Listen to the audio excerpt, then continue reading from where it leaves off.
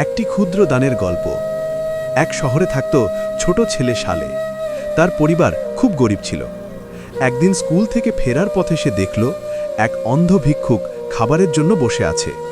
সালেহের কাছে ছিল শুধু একটি রুটি, যেটা তার নিজের দুপুরের খাবার। সে একটু দ্বিধায় পড়ল, আমি না খেলে ক্ষুধা পাব, কিন্তু এই বৃদ্ধ তো সারাদিন কিছু খায়নি। কিছুক্ষণ ভেবে সালেহে রুটিটা অন্ধ ভিক্ষুকের হাতে দিল।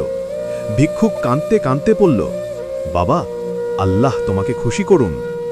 সেদিন সালেহে নিজে না খেয়ে ঘরে ফিরল। রাতে তার মা দেখল প্রতিবেশী হঠাৎ কিছু খাবার পাঠিয়ে দিয়েছে। সালেহা অবাক হয়ে গেল।